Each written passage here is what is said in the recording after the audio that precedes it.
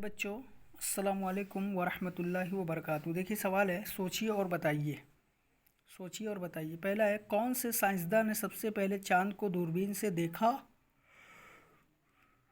और वो कहाँ का रहने वाला था? इसका जवाब है गैलीलियो। गैलीलियो साइंसदान ने सबसे पहले चांद को दूरबीन से देखा और वो इटली का रहने वाला था। गैलीलियो साइंसदान ने सबसे पहले चांद को दूरबीन से देखा और वो इटली का रहने वाला था। सवाल नंबर 2 है, चांद ज़मीन से कितनी दूरी पर है? चांद ज़मीन से कितनी दूरी पर है?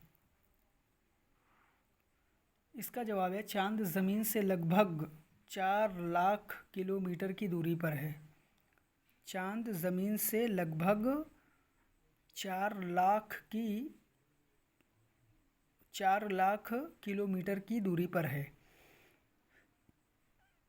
जी, तीसरा सवाल है, चांद किसके गिर्द चक्कर लगाता है और ज़मीन किसके गिर्द चक्कर लगाती है? इसका जवाब है, चांद ज़मीन के गिर्द चक्कर लगाता है और ज़मीन सूरज के गिर्द चक्कर लगाती है। चांद ज़मीन के गिर्द चक्कर लगाता है और ज़मीन सूरज के गिर्द चक्कर लगाती है। दाल वाला चौथा सवाल है, महीना और साल किसकी गर्दिश को कहते हैं?